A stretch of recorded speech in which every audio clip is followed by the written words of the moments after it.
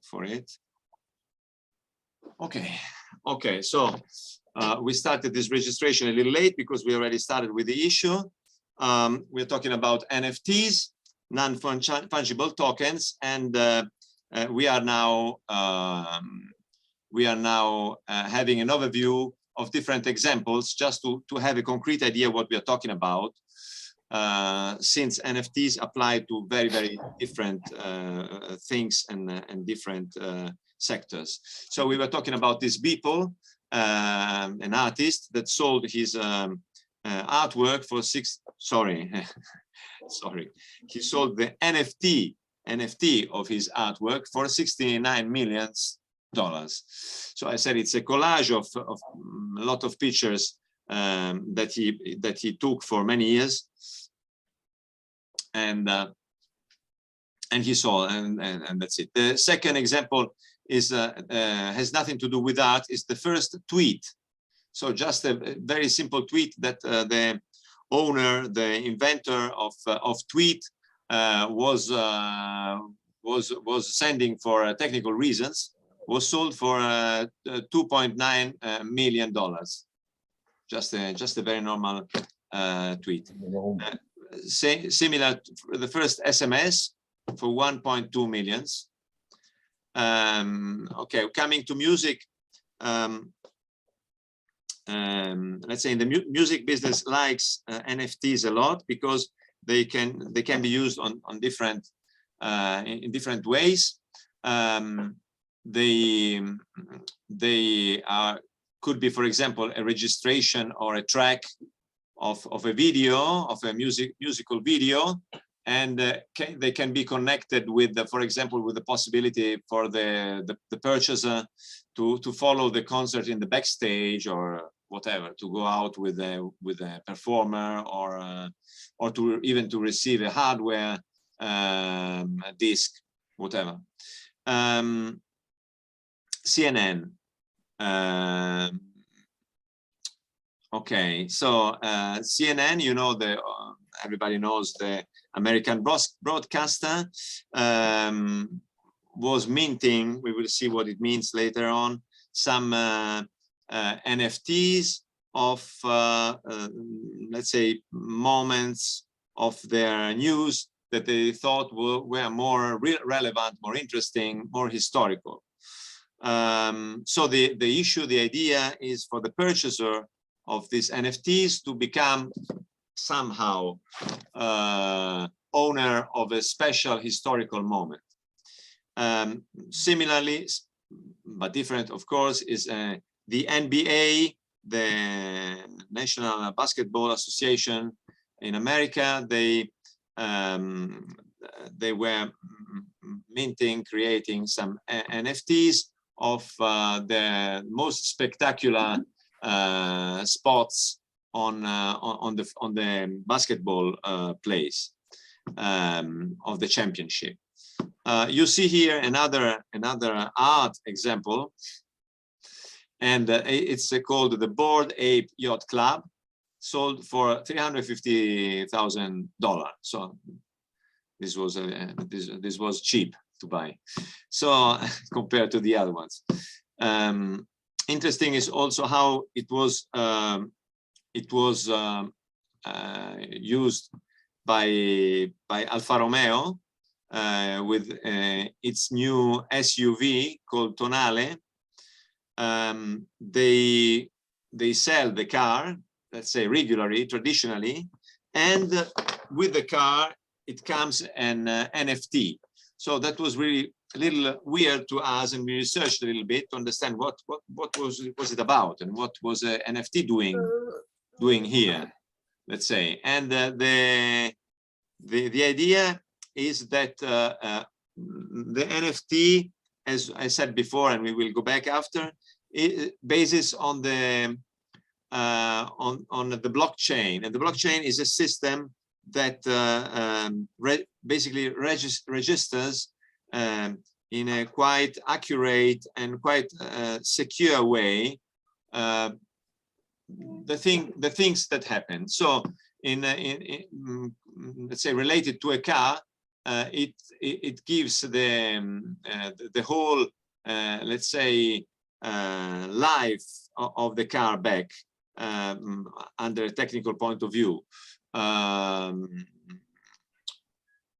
Obviously, there is an issue with the privacy of the driver, but this is another thing that probably our colleague will touch later on.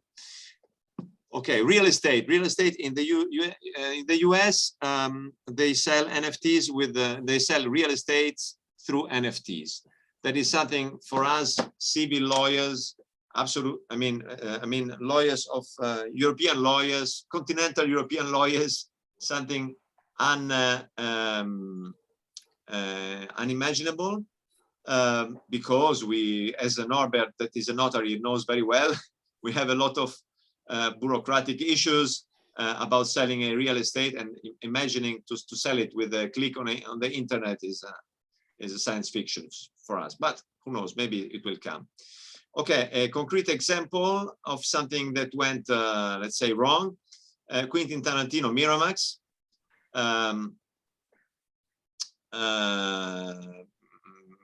You know the famous film maker Tarantino.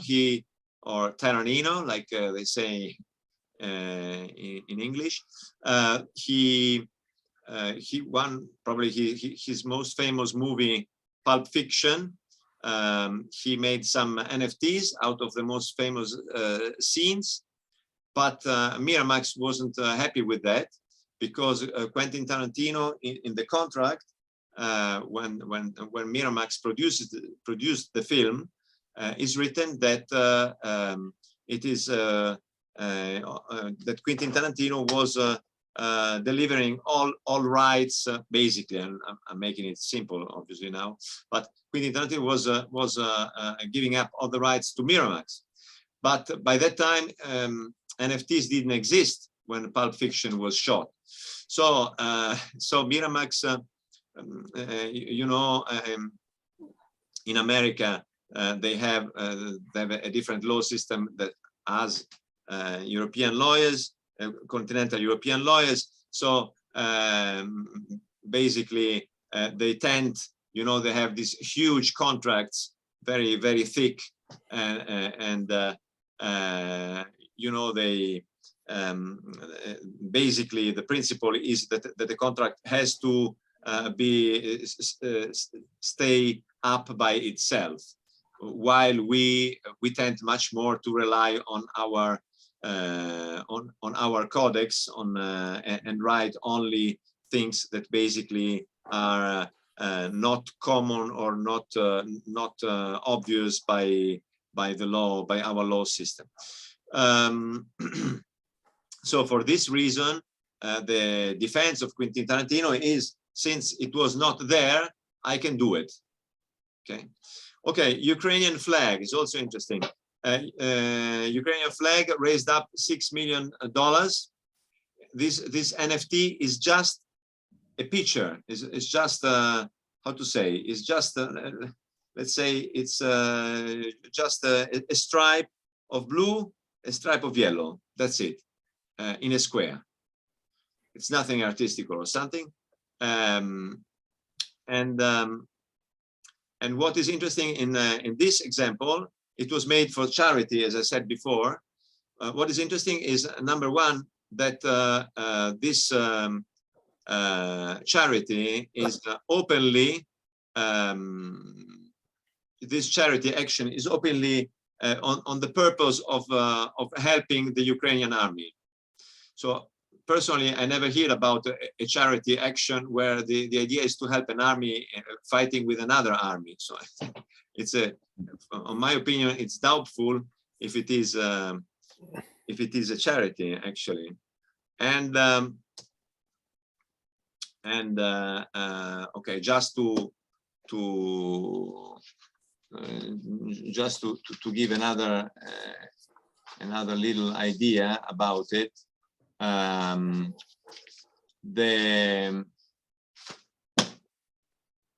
The organizer of all this is one of the supporter of this Pussy riots. That is a I don't know how to call them. It's a kind of light terrorist or whatever group. But though it raised up. What is also interesting is that such a construction, such a construction. It's doubtful, on my opinion, the charity character of this action is doubtful for the reason I said before, which causes a tax problem, right, Massimiliano? Because if I buy something or if I put money for a charity project, then I can deduct it from taxes. But if actually this charity project is meant to buy weapons, basically, then it's doubtful if I can still deduct it from taxes. Plus, what is even more interesting is that actually, and we will go back to this point after, actually NFTs are mostly have mostly the purpose of speculation. Let's say usually whoever buys these NFTs does it because it hopes that in the future prices will raise up and they will make money out of it. That is really something completely opposite from a charity action. So, okay, just to give you an idea of it, and how also there can be contrasts, and there can be contrasts with different issues, different juridical issues, as we've seen here. For example, fiscal issues, as we've seen in case of the Alfa Romeo GDPR or data protection issues, and many others, as we will see. Definitely also consumers protection, which is another issue that and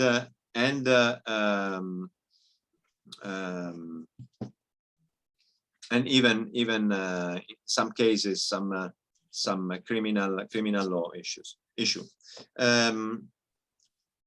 Particularly, just not to leave everything in the air, particularly for what concerns money laundering, because as you can imagine, NFTs are a wonderful system for money laundering. That's clear. Okay. Also because they are bought by people that usually uses pseudonyms. They're brought not directly from the seller, definitely not directly from the creator of the item, and they are bought on a platform. Let's say they're bought from some trader. So they're bought only exclusively with the cryptocurrency. So I think this is enough to give an idea of how money laundering can be involved in it. And maybe, that is my idea now, I don't know, but maybe this is one of the reasons of the success, of the commercial success of those things. Okay, to go back to the pillars I was talking about before. Let's see now, maybe it's a little more clear. First pillar, first point was the object, what we are talking about when we speak about NFTs. As I said, we are not talking about, definitely not about something concrete. We are talking about something on the internet, of something virtual, that is for sure. This something virtual can be a picture of something real existing, must be obviously a digital picture, and has not to be confused with the object it represents. So, for example, okay, so for maybe best example is if you buy one of those that we have seen the example before. If you buy one of those moments of NBA, okay, which obviously could be applied to any sport. I mean, imagine how popular in very short it will be in football. The best goals, you can imagine the top penalties, blah blah blah, everything. So okay, when you buy one of those, you do not buy the video, you buy the NFT. The video, let's say with all its rights, stays by the owner, by the creator of the NFT. You don't buy the right to show it in public. You just buy an NFT of this video, and that is just, let's say, yes, this shot. Okay, what is this is probably a little confusing, isn't it? What is the advantage of doing so, buying an NFT and not just loading down from the internet this particular basket made by Magic Johnson or whoever? The difference is that I can see and see again how many times I want. I show my friends, my kids, or whatever. The difference is that I become proprietor of an NFT, and very important, I can sell it. And if I am lucky, or if I am well suggested, or if I have or if I am smart enough, I will make money out of it, and I will make extra money out of it. So this is definitely very different than just getting a video for free from the internet and using it. Okay, and then we already get so the procedure to create an NFT, let's say, it's called minting. So these people that wants to create an NFT gets, for example, a picture out of their library, well, whatever, or a video, and mints it. That means, sorry, it will be digitalized. It will be put on in the virtual reality, and so it becomes an NFT with this procedure. Not only, but with this procedure, and it's capable to be sold, etc., etc. Okay, so we get automatically to the second pillar, that is the fungibility of the NFT. If we think about something fungible, we immediately think probably about money, normal money, currency. 1 pound or 1 euro is equal to another pound or 1 euro, and that makes it fungible, no question about it. Okay. So what let's say in the case of these NFTs, their value is resulting from scarcity. So basically, NFTs shouldn't be unending. So who sells NFT should declare how many of them were issued. But probably, I think Mr. Fumelli, after Marco, will talk to you about that. It's not so easy because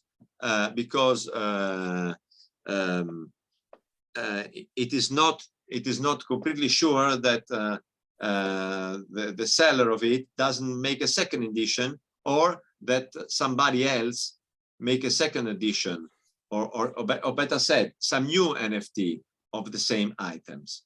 So it relies a lot of trust, and another thing in order to understand this fungibility issue, which is obviously very important, is to make an example in our dear old concrete world. you all probably hear about lithographies. Lithographies are a copy, just a kind of a photocopy, let's say, a copy of a picture, of a drawing, and it used to be popular.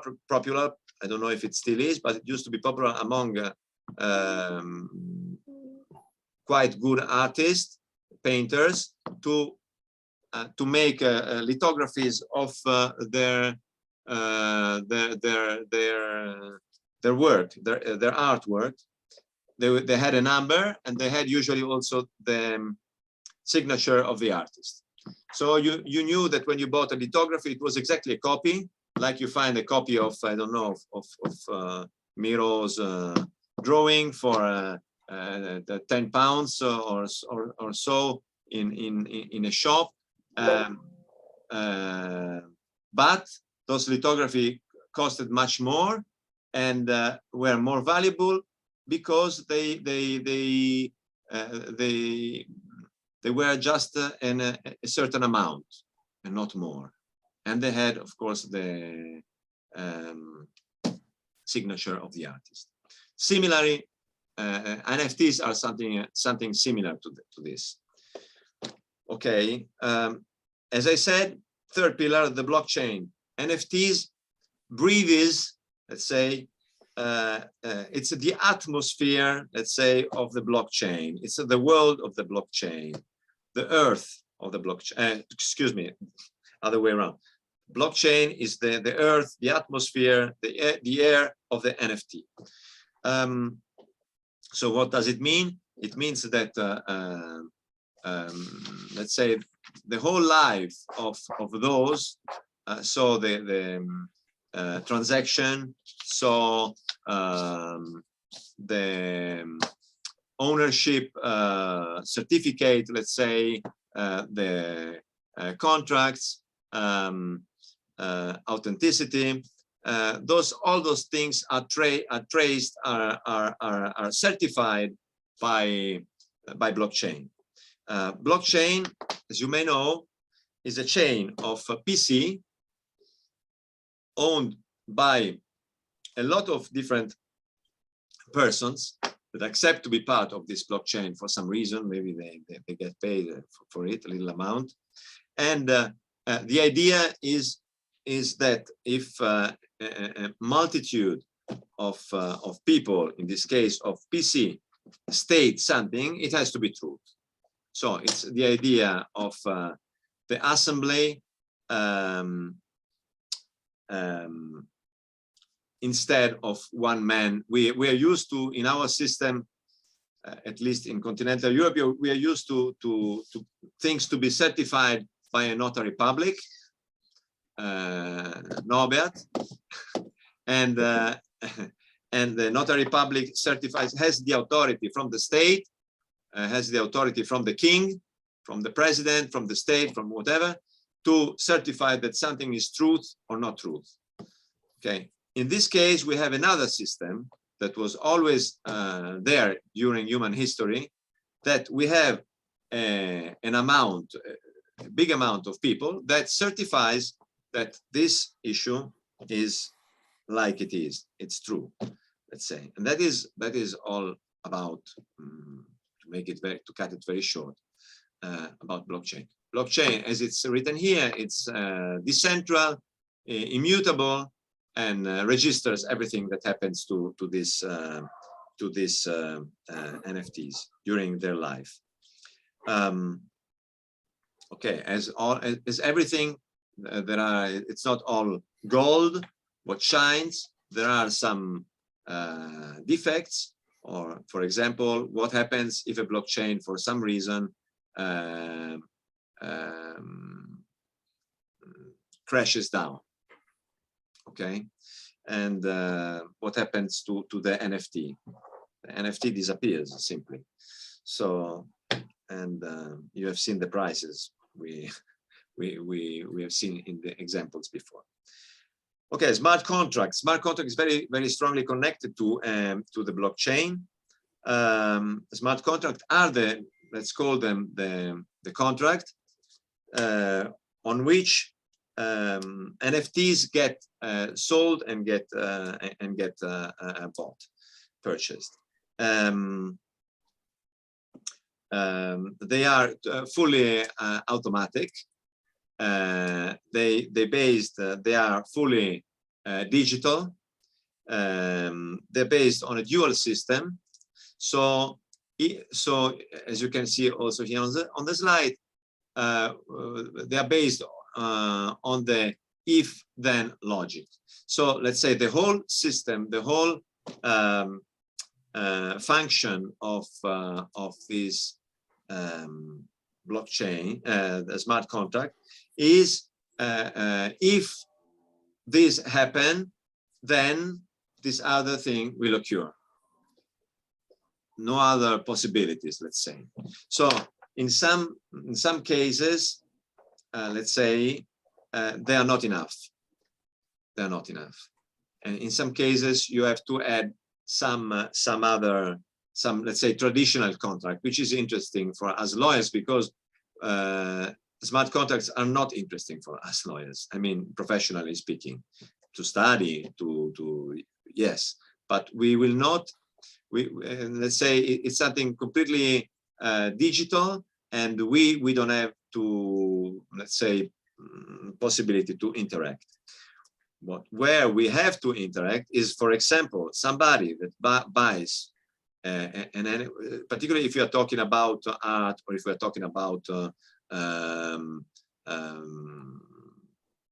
images, videos, etc.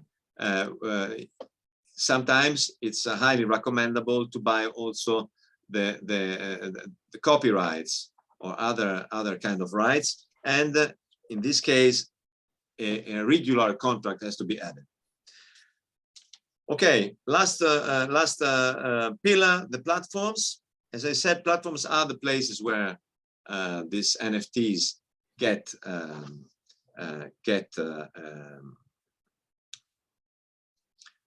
let's say, on the market. What is very interesting is that those platforms through the blockchain register all the variation of value, and they automatically recognize a markup to the previous owners of the NFT, which is also one of the reasons of its popularity, probably, because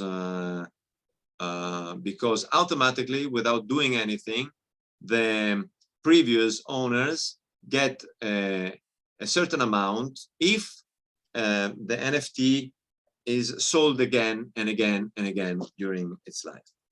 Okay, so that was a little bit. I hope I could give you an idea about it. What I also would like to add is that I'm looking at the watch. Okay, we're a little late, but I think it's okay. Very rapidly. I mentioned before that NFTs has to be bought with the cryptocurrencies, not with euros, not with rubles, not with dollars, and so on, but with cryptocurrencies, depending on the platform, which cryptocurrency the platform likes or accepts, and so I like to say that cryptocurrencies, to make a mathematic proportion, cryptocurrencies stays to regular currencies, to euro, pound, whatever, as NFT stays to finance. Okay, so the border to finance is very thin. Sometimes we have some token, but we will not get that much into it. Some token are really finance products, not ours, not NFTs, not non-fungible tokens. There are some other kind of digital tokens that can have a genuine financial character, but it's not our case. We do believe that NFTs are not a financial product, although they are very, very similar to it. Very similar because, as I said, the main usually the purpose are two of buying an NFT: collectionism, and to make money out of it. So for investing reasons, let's say. And okay, so let's forget about the collection issue. But the other one gets very, very close to the financial world. So we suggest that to our customers, when we have customers that are issuing NFTs on a regular base, on a professional base, on an industrial base, to issue a white paper. So the same if as they would issue a finance product, or if they would sell a finance product. So if it gets professional, in my opinion, they should be treated as financial products. I'm not talking here about the fiscal aspects, of course, which is another thing, and which is actually the which is actually particularly meaningful talking about financial products. But there is another issue, that is consumer protection. If you're talking about financial products, we have to think about a stronger protection of the purchaser. So if it gets professional, as I said, then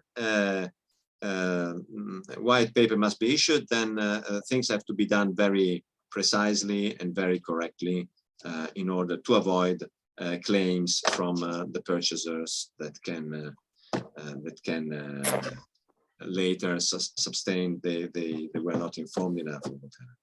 Very last thing, at the end of the day, in my opinion, NFTs are show that the alchemists in the Middle Age were not wrong. The research, it took some time, but now the research came to a complete success because they actually, or nowadays we are actually with NFTs, we actually found a way not to produce gold out of plum, but just out of nothing. And okay, that's a little joke and provocation, with which I would like to pass the word to our colleague Marco, that will explain us some other issues about this, I hope, interesting topic. Thanks. Sì, sì. Sehr gut. Danke. Okay. Just a second. Okay. Good afternoon. Oh, so we have feedback. We have horrible feedback. Okay, should be okay now. Okay. That's better.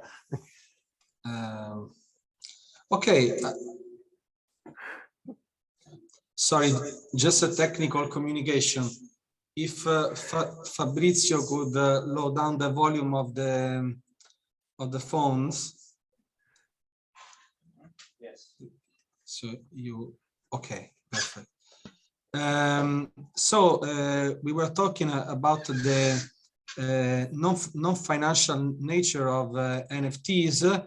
I would just like to add some considerations about regulatory issues within the UE legal framework, and particularly we have this new project of regulation in markets in crypto asset called MiCAR, and there was a long debate concerning the issue if NFTs should be included among the instruments, among the digital products that should be subject to this regulation.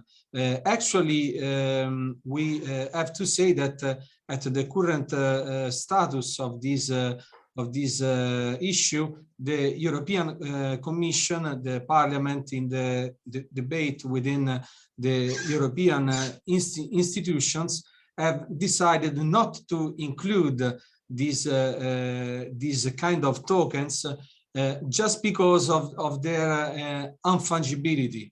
So even if there is a huge amount of transactions concerning these kind of tokens, with all the issues concerning the protection mainly of consumers, at the current status they are not included.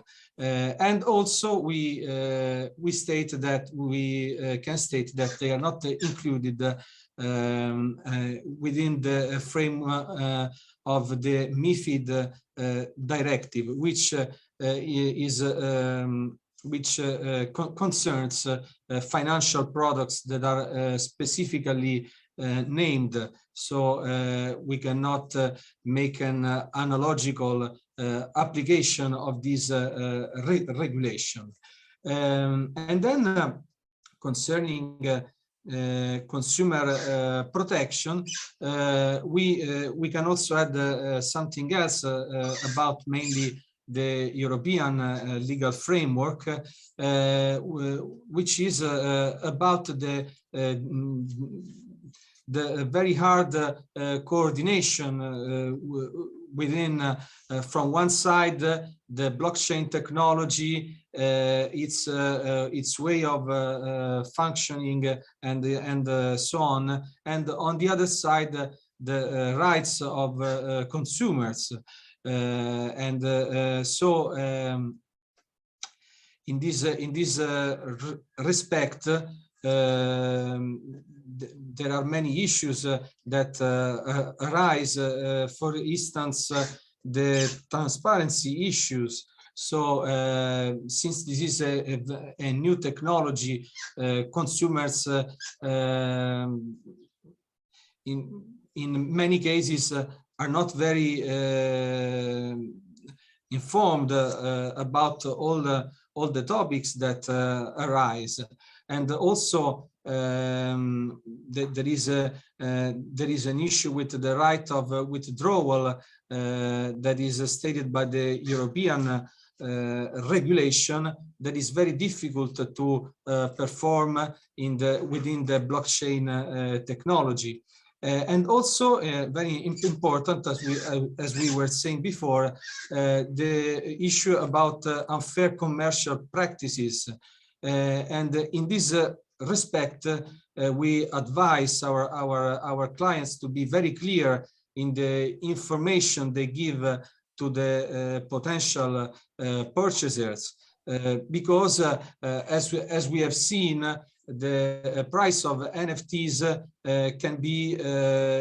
could vary with extreme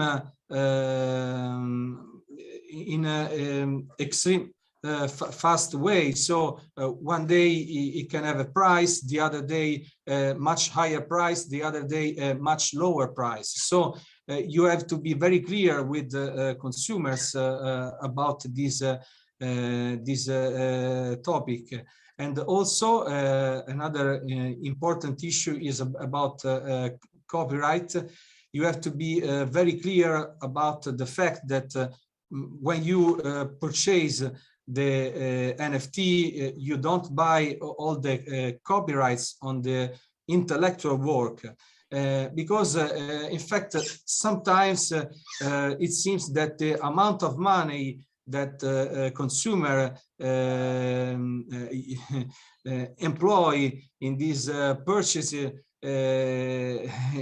it seems us that they don't have a very clear this feature. So when you sell NFT in a professional way, you have to clarify this, not to incur in the claim of an unfair commercial practice.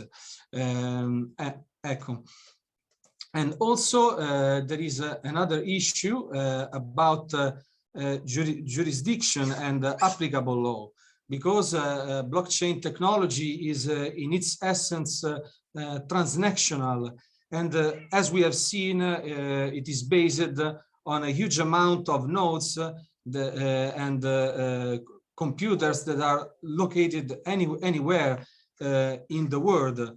But you cannot make reference to a single server or a country where the server is located, as we do in the other cases of digital contracts, but not based on the blockchain technology. In this case, since all the nodes are relevant for the operation, you cannot base jurisdiction on a single country.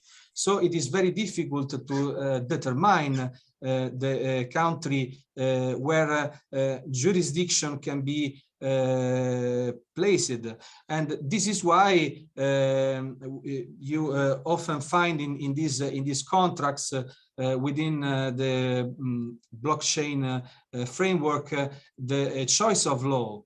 But there also another issue arises, because of course we have to as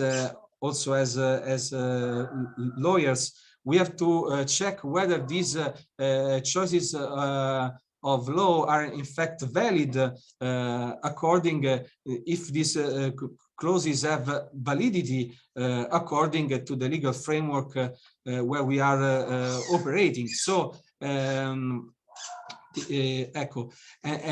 then also a strictly related issue is about the applicable law, and also in this case you cannot rely on a single country. But when we speak about consumer protection within the European legal framework, we have to face these rules about the consumer's place of residence. So there is a sort of difficult coordination between what we have said about the blockchain technology and the fact that European rules states that jurisdiction and applicable law are in a certain way strictly connected with the consumer place of residence, with its domicile. We think that an ad hoc regulation has to be created by the institution, because otherwise it is not always easy to solve these problems. Okay, and I think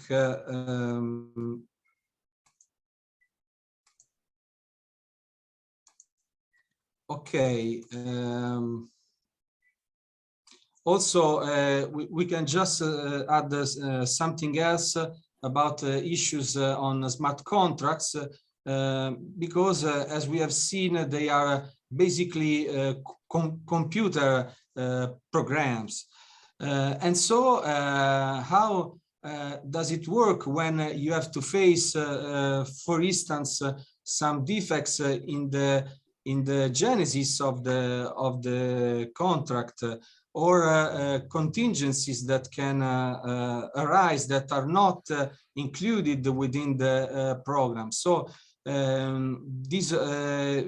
because these programs in fact are not stoppable.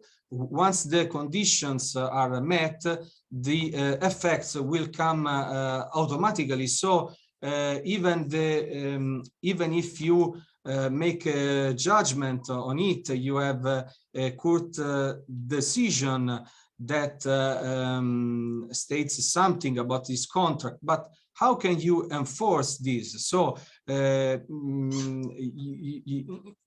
fact, it is very complex within the cooperation, the spontaneous cooperation of all the parties involved.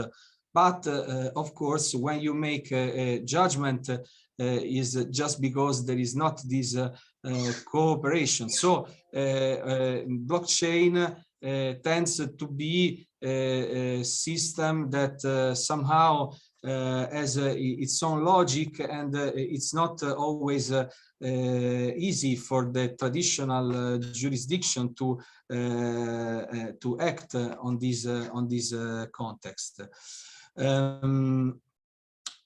And so I think maybe we can conclude with this consideration that this technology, this blockchain technology seems to cut out the traditional legal professions like lawyers, notaries, and so on. But in fact, since we always act within a juridical framework, and blockchain, even though there are the difficulties we have explained before, of course, only some of them, but blockchain, in fact, is not outside law.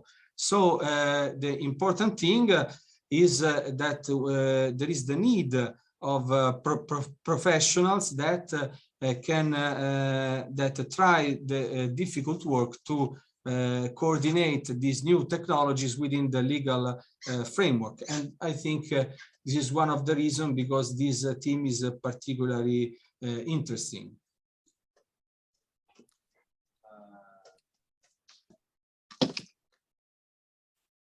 Thank you, Marco. Thank you for your very interesting speech. And I don't know, maybe we can have a couple of minutes for questions if you have any.